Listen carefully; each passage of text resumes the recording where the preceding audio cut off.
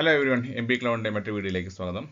MBA projects, ഒരു MBA 2 വർഷം MBA പഠനത്തിൽ അല്ലെങ്കിൽ PGD പഠനത്തിൽ വളരെ ഇമ്പോർട്ടൻ്റ് ആയിട്ടുള്ള ഒരു ഈവൻ്റാണ് അല്ലെങ്കിൽ ആക്ടിവിറ്റിയാണ് MBAയുടെ ഒരു അക്കാഡമിക് പ്രൊജക്റ്റ് ചെയ്യുക അല്ലെങ്കിൽ ഇൻറ്റേൺഷിപ്പ് ചെയ്യുക എന്ന് പറയുമ്പോൾ. അപ്പോൾ അവിടെ വരുമ്പോൾ നിർബന്ധമായിട്ടും പല യൂണിവേഴ്സിറ്റികളിലും ഒരു പ്രൊജക്ട് ടോപ്പിക് ബേസ് ചെയ്ത് നമ്മൾ പ്രൊജക്റ്റ് ചൂസ് ചെയ്യണമെന്ന് പറയാറുണ്ട്. അപ്പോൾ അങ്ങനെ വരുമ്പോൾ ഈ ഒരു വീഡിയോ വളരെ പ്രസക്തമാണ്.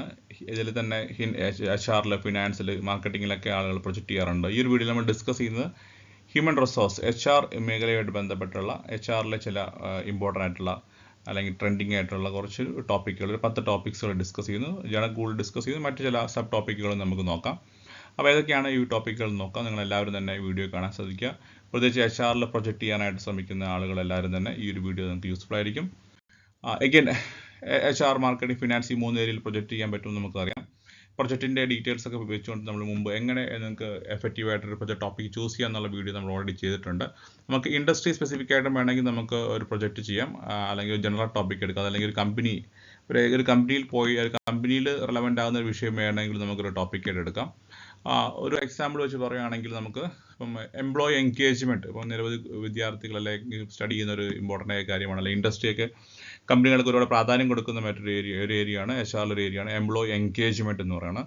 അപ്പോൾ employee engagement in IT sector എന്ന രീതിയിൽ എടുക്കുകയാണെങ്കിൽ അതൊരു ജനറിക് ആയിട്ടുള്ള ടോപ്പിക്കാണ്. മറിച്ച് employee engagement in XYZ company, employee engagement it's impact in job satisfaction XYZ company എന്ന് പറയുകയാണെങ്കിൽ അതൊരു കമ്പനി സ്പെസിഫിക്കാണ്. അപ്പോൾ ആ രണ്ട് രീതിയിൽ ഒരു കമ്പനി സ്പെസിഫിക് ആയിട്ട് നമുക്ക് വേണമെങ്കിൽ ഒരു ടോപ്പിക് ചൂസ് ചെയ്യാം, അല്ലെങ്കിൽ ഇൻഡസ്ട്രി സ്പെസിഫിക് ആയിട്ട് അല്ലെങ്കിൽ ജനറൽ ടോപ്പിക്കായിട്ടും എടുക്കുക. ഈ രണ്ട് രീതിയിലും പ്രൊജക്റ്റുകൾ ചെയ്യാറുണ്ട്.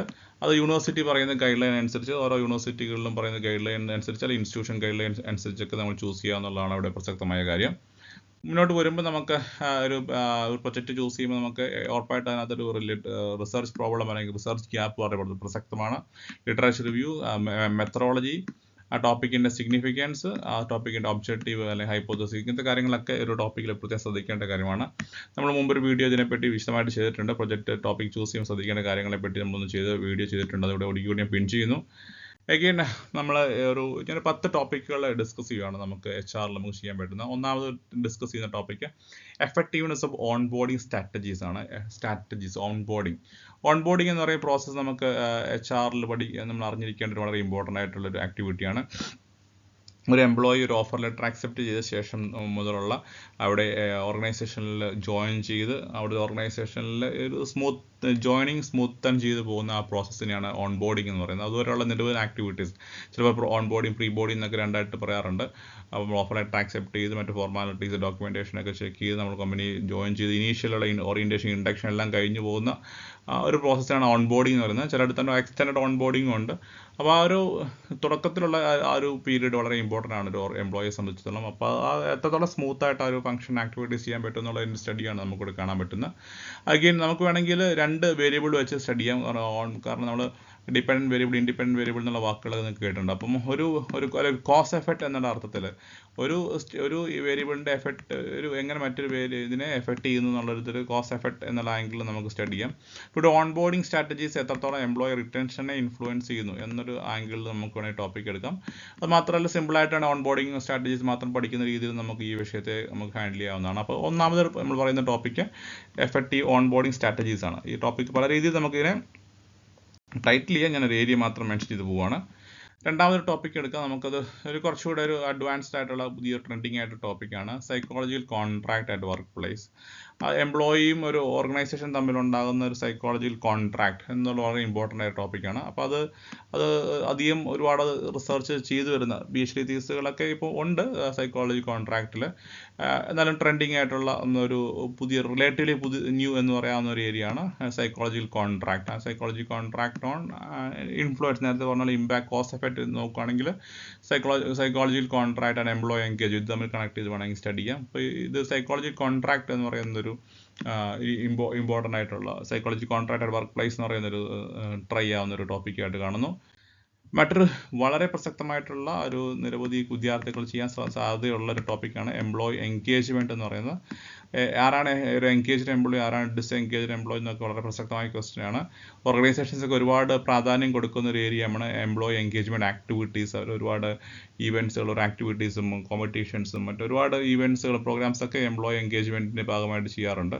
അപ്പോൾ എംപ്ലോയി എൻഗേജ്മെൻറ്റിൻ്റെ ലെവൽ മനസ്സിലാക്കുക. അത് ഒന്നെങ്കിൽ എംപ്ലോയി എൻഗേജ്മെൻറ്റ് ഇൻഡിപെൻഡൻ്റ് ആയിട്ട് ചെയ്യാം. Study on employee engagement level measure ചെയ്യുന്ന രീതിയിൽ നമുക്ക് ചെയ്യാം.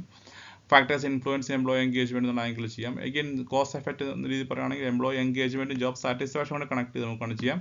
ഇനി എംപ്ലോയി എൻഗേജ്മെൻറ്റും എംപ്ലോയി റിട്ടൻഷനും തമ്മിൽ കണക്ട് ചെയ്ത് വേണം ചെയ്യാം. ഇനി എംപ്ലോയി എൻഗേജ്മെൻറ്റും എംപ്ലോയി പ്രൊഡക്ടിവിറ്റിയും അങ്ങനെ പല രീതിയിൽ ഈ ടോപ്പിക്കിനെ നമുക്ക് ഓർഗനൈസ് ചെയ്യാം. അപ്പോൾ ഒരു കോസ്റ്റ് എഫക്റ്റ് എന്ന ആംഗിൾ നോക്കുകയാണെങ്കിൽ എംപ്ലോയി എൻഗേജ്മെൻറ്റിൻ്റെ impact on satisfaction, impact on retention, impact on productivity, impact on job performance, അങ്ങനെ പല ആംഗിളിൽ ഈ ടോപ്പിക്ക് നമുക്ക് ഫ്രെയിം ചെയ്യാം. Employee engagement is a very important topic in HR domain. മറ്റൊരു ടോപ്പിക് ഓർഗനൈസേഷൻ സിറ്റിസൺഷിപ്പ് ബിഹേവിയർ ആണ്. അതൊരു OB റിലേറ്റഡ് ആയിട്ടുള്ള ഏരിയയും കൂടിയാണ്. ഒരു ഓർഗനൈസേഷൻ സിറ്റിസൺഷിപ്പ് ബിഹേവിയർ, അതായത് ഒരു ഓർഗനൈസേഷനിലെ എംപ്ലോയി അവരുടെ ഡ്യൂട്ടീസ് ആൻഡ് റെസ്പോൺസിബിലിറ്റി അല്ലാണ്ട് അതിനപ്പുറത്തേക്ക് ചെയ്യുന്ന ചില ആക്ടിവിറ്റീസിനെയാണ് എക്സിബിറ്റ് ബിഹേവിയറിനെയാണ് OCB എന്ന് പറയുന്നത്, ഓർഗനൈസേഷൻ സിറ്റിസൺഷിപ്പ് ബിഹേവിയർ എന്ന് പറയുന്നത്. അവർക്ക് അവരുടെ ജോബ് ഡിസ്ക്രിപ്ഷനിലുള്ള അല്ലെങ്കിൽ അവർക്ക് KPI അല്ലെങ്കിൽ ജോബ് മസ്റ്റായിട്ട് ചെയ്യേണ്ട കാര്യങ്ങൾക്ക് അപ്പുറത്തോട്ട് അവർ സെൽഫായിട്ട് കണ്ടുകൊണ്ട് അവരുടെ കമ്മിറ്റ്മെൻറ്റ് ഭാഗമായിട്ട് ചെയ്യുന്ന ചില ആക്ടിവിറ്റീസിനെയാണ് അല്ലെങ്കിൽ അങ്ങനത്തെ എക്സ്റ്റേക്കിംഗ് ബിഹേവിയറുകളെയാണ്. ഉദാഹരണം പറയുകയാണെങ്കിൽ ഓർഗനൈസേഷനെ പറ്റി ഗുഡ് വില്ല് പറയുക എന്നുള്ളത്, അല്ലെങ്കിൽ ഗുഡ് വിൽ സ്പ്രെഡ് ചെയ്യുക എന്നുള്ളതൊക്കെ പറയുന്നത്, അല്ലെങ്കിൽ ഓർഗനൈസേഷൻ വർക്ക് ചെയ്യാൻ പറ്റുള്ള റെക്കമെൻഡ് ചെയ്യുക എന്നുള്ളതൊക്കെ പറയുന്നതൊക്കെ ഒരു സിറ്റിസൺ ബിഹേവിയർ പെടുന്നതാണ്. അപ്പോൾ അങ്ങനെ OCB ബിഹേവിയർ പഠിക്കാൻ ഒരുപാട് റിസർച്ചുകൾ വന്നിട്ടുള്ളൊരു ഏരിയയാണ്. അതുകൊണ്ട് തന്നെ അത് പഠിക്കാനായിട്ടുള്ള പ്രീസെറ്റ് ആയിട്ടുള്ള ക്വസ്റ്റ്യനെയറുകൾ, സ്കെയിൽ ഉദ്ദേശിക്കുന്നത് അത് ഓൾറെഡി റെഡി ആയിട്ടുള്ള സെറ്റ് ഓഫ് ക്വസ്റ്റ്നെയറുകൾ, ചിലപ്പോൾ 22 ക്വസ്റ്റ്യൻസ് ഉള്ള ചില സെറ്റ് ഓഫ് ക്വസ്റ്റ്നെയറുകൾ നമുക്ക് അവൈലബിൾ ആണ്. അതിനാണ് സ്കെയിൽ എന്നുള്ള അർത്ഥത്തിൽ ഉദ്ദേശിക്കുന്നത്. OCB സ്കെയിൽസ് ഒക്കെ അവൈലബിൾ ആണ്. അപ്പോൾ അത് വെച്ചുള്ള സ്റ്റഡീസും പോസിബിലിറ്റി ഉണ്ട്. മറ്റൊരു ടോപ്പിക്ക് ലേണിംഗ് ആൻഡ് ഡെവലപ്മെൻ്റ് ആണ്. വളരെ ഇമ്പോർട്ടൻ്റ് ആയിട്ടുള്ള, അല്ല ട്രെയിനിങ് ആൻഡ് ഡെവലപ്മെൻറ്റ് എന്ന് വിളിക്കും, ലേണിംഗ് ആൻഡ് ഡെവലപ്മെൻറ്റ് എന്ന് വിളിക്കും. പല ഓർഗനൈസേഷനിലും ഇപ്പം ഉപയോഗിക്കുന്ന വാക്ക് ലേണിംഗ് ആൻഡ് ഡെവലപ്മെൻറ്റ് എന്നുള്ളതാണ്. അപ്പോൾ ലേണിംഗ് ആൻഡ് ഡെവലപ്മെൻറ്റ് മാത്രമായിട്ട് നിങ്ങൾ പഠിക്കാം. Effectiveness of learning and development program in XYZ കമ്പനിയിൽ നിന്ന്, അല്ലെങ്കിൽ learning and development activities in so and so എന്നൊക്കെ പഠിക്കാം. ഇനിയിപ്പോൾ നമുക്കൊരു കോസ്റ്റ് എഫക്റ്റ് രീതിയിൽ പഠിക്കണമെങ്കിൽ impact of learning and development on employee retention. അപ്പോൾ റിട്ടൻഷനും ലേണിംഗ് ആൻഡ് ഡെവലപ്മെൻറ്റ് ആക്ടിവിറ്റീസ് തമ്മിൽ എന്തെങ്കിലും ബന്ധമുണ്ടോ എന്നൊരു ആംഗിളിൽ നോക്കിയിട്ട് പഠിക്കാം. അപ്പോൾ അതും ഒരു ഇമ്പോർട്ടൻ്റ് ആയ ടോപ്പിക്കായിട്ട് കാണാം. എഗെയിൻ എംപ്ലോയി വെൽനസ് പ്രോഗ്രാം, ഇപ്പോൾ ഒരുപാട് വെൽനസ് ആക്ടിവിറ്റീസിന് ഓർഗനൈസേഷൻ പ്രാധാന്യം കൊടുക്കുന്നു. അപ്പോൾ എംപ്ലോയി വെൽനസ് ആക്ടിവിറ്റീസിനെ പറ്റി പഠിക്കുന്നത് നല്ലതാണ്. അതൊരു ഇമ്പോർട്ടൻറ്റ് ടോപ്പിക്കാണ്. എംപ്ലോയി വെൽനസ് ആൻഡ് പ്രൊഡക്ടിവിറ്റി, അതും വേണമെങ്കിൽ അങ്ങനെ കണക്ട് ചെയ്ത് പഠിക്കാം. മറ്റൊരു topic employee work life balance ആണ്. വളരെ പ്രസക്തമായ ഒരു ടോപ്പിക്കാണ്, എസ്പെഷ്യലി ആഫ്റ്റർ ദ കോവിഡൊക്കെ. വർക്ക് ലൈഫ് ബാലൻസ് എന്നുള്ളത് വളരെ ഇമ്പോർട്ടൻ്റ് ആയ ടോപ്പിക്കാണ്. ഓർഗനൈസേഷൻ ഒരുപാട് പ്രാധാന്യം കൊടുക്കുന്നൊരു ടോപ്പിക്കുമാണ്. വർക്ക് ലൈഫ് ബാലൻസും ജോബ് സാറ്റിസ്ഫാക്ഷൻ തമ്മിലുള്ള ബന്ധം പഠിക്കാം. വർക്ക് ലൈഫ് ബാലൻസ് എംപ്ലോയി പെർഫോമൻസും ഒക്കെ ആയിട്ട് ബന്ധം പഠിക്കാം. വർക്ക് ലൈഫ് ബാലൻസ് അല്ലെങ്കിൽ factors influencing work life balance പഠിക്കാം. വർക്ക് ലൈഫ് ബാലൻസ്, അതായത് ജോലിയും മറ്റ് പേഴ്സണൽ ലൈഫും ഒരു എംപ്ലോയി എങ്ങനെ മാനേജ് ചെയ്ത് പോകുന്നു, അപ്പോൾ അതിൻ്റെ വർക്ക് ലൈഫ് ബാലൻസിൻ്റെ ലെവലൊക്കെ പഠിക്കാനായിട്ടൊക്കെ വളരെ റെലവൻ്റ് ആയിട്ടുള്ള ഏരിയ ആണ്. അപ്പോൾ മിക്ക ഇൻഡസ്ട്രിയിലും റെലവൻ്റ് ആയിട്ടുള്ള ഒരു ടോപ്പിക്കാണ് വർക്ക് ലൈഫ് ബാലൻസ്. അതുപോലെ തന്നെ മറ്റൊരു ടോപ്പിക്കാണ് ക്വാളിറ്റി ഓഫ് വർക്ക് ലൈഫ്. എംപ്ലോയിയുടെ ക്വാളിറ്റി ഓഫ് വർക്ക് ലൈഫ് എങ്ങനെയാണ് എന്നുള്ള ആംഗിളിൽ നമുക്ക് പഠിക്കാം. അതൊരു വർക്ക് ലൈഫ് ബാലൻസ് ആയിട്ട് കുറച്ച് സിമിലർ ആണ്, പക്ഷേ അത് ഒരു ഡിഫറെൻ്റ് ടോപ്പിക്കായിട്ട് തന്നെ കണ്ടുകൊണ്ട് പഠിക്കാം. Quality of work life and job satisfaction, quality of work life on impact of quality work life job satisfaction, അല്ലെങ്കിൽ impact in influence of quality work life in job performance, ഇങ്ങനെയൊക്കെ connect ചെയ്ത് cost effect രീതിയിൽ പഠിക്കാം. നമുക്ക് occupational stress എന്നുള്ളത് job stress എന്നുള്ള വളരെ relevant ആയിട്ടുള്ള ടോപ്പിക്കാണ്. ഓക്കുപ്പേഷണൽ സ്ട്രെസ് അല്ലെങ്കിൽ ജോബ് സ്ട്രെസ് എന്നും പ്രസക്തമാണ് ഈ ടോപ്പിക്ക്. അത് പഠിക്കാം. ഫാക്ടേഴ്സ് ഇൻഫ്ലുവൻസ് ചെയ്യുന്ന ജോബ് സ്ട്രെസ് പഠിക്കാം, അല്ലെങ്കിൽ സ്ട്രെസ് കോപ്പിംഗ് മെക്കാനിസത്തിൻ്റെ എഫക്റ്റീവ്നെസ്സിനെ പഠിക്കാം. സ്ട്രെസ് ഒരു വളരെ പ്രധാനപ്പെട്ട ഏരിയ ആണ്. HR നോക്കുമ്പോൾ അത് പഠിക്കാവുന്ന ഏരിയ ആണ്. മറ്റൊരു ഏരിയ പെർഫോമൻസ് അപ്രൈസലാണ്. പെർഫോമൻസ് അപ്രൈസൽ സിസ്റ്റം നന്നായിട്ടൊക്കെ ഉള്ളൊരു സ്ഥാപനത്തിൽ അതിൻ്റെ ഒരു എഫക്റ്റീവ്നെസ്സും അതിൻ്റെ ആക്ടിവിറ്റീസും ഒക്കെ പഠിക്കുന്നത് വളരെ നല്ലതാണ്. പെർഫോമൻസ് അപ്രൈസൽ മറ്റൊരു ടോപ്പിക്കാണ്. ഇതാണ് 10ാമത്തെ ടോപ്പിക്കായിട്ട് സജസ്റ്റ് ചെയ്യുന്നത്. ഇതൊന്നും അല്ലാണ്ട് നിരവധി മറ്റ് ടോപ്പിക്കുകളും നമുക്ക് കാണാം.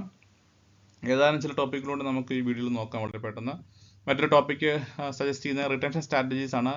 ഓർഗനൈസേഷൻ എപ്പോഴും കമ്പനിയിലുള്ള എംപ്ലോയീസിനെ റിട്ടൈൻ ചെയ്യാനായിട്ട് എപ്പോഴും ശ്രമിക്കും. അപ്പോൾ അത്തരത്തിലുള്ള റിട്ടൻഷൻ സ്ട്രാറ്റജീസ് വെരി ഇമ്പോർട്ടൻറ്റ്. അപ്പോൾ retention strategy, effectiveness retention strategies very important.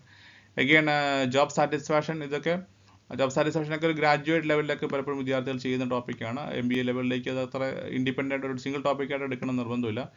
Grievance management, അതും വളരെ ഇമ്പോർട്ടൻ്റ് ആയ ടോപ്പിക്കാണ്. ഗ്രീവൻസ് മാനേജ്മെൻറ്റ് സിസ്റ്റം എങ്ങനെ വർക്ക് ചെയ്യുന്നു, എംപ്ലോയി എംപവർമെൻറ്റ് അത് ഒരു ടോപ്പിക്കായിട്ട് നിങ്ങൾക്ക് കാണാം. എംപ്ലോയർ ബ്രാൻഡിങ് നമുക്ക് ടോപ്പിക്കായിട്ട് കാണാം. ഇത് കൂടാണ്ട് നിരവധി ടോപ്പിക്കുകൾ നമുക്ക് കൺസിഡർ ചെയ്യാം. OB റിലേറ്റഡ് ആയിട്ടൊക്കെ മോട്ടിവേഷനൊക്കെ നിങ്ങൾക്ക് വേണമെങ്കിൽ കൺസിഡർ ചെയ്യാം. റിവാർഡ് സിസ്റ്റത്തെ പറ്റിയൊക്കെ പഠിക്കാം.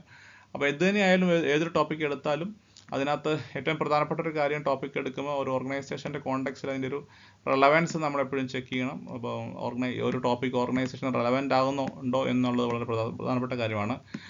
അപ്പോൾ അതുപോലെ തന്നെ അവിടെ ഒരു റിസർച്ച് ഗ്യാപ്പ് നമ്മൾ ഐഡൻറ്റിഫൈ ചെയ്യുക എന്നുള്ളത് പ്രധാനപ്പെട്ടതാണ്. അപ്പോൾ ഓരോ ടോപ്പിക്കും എല്ലാ ഓർഗനൈസേഷനിലും എല്ലാ കോണ്ടെക്സ്റ്റിലും റെലവൻ്റ് ആകണമെന്നില്ല.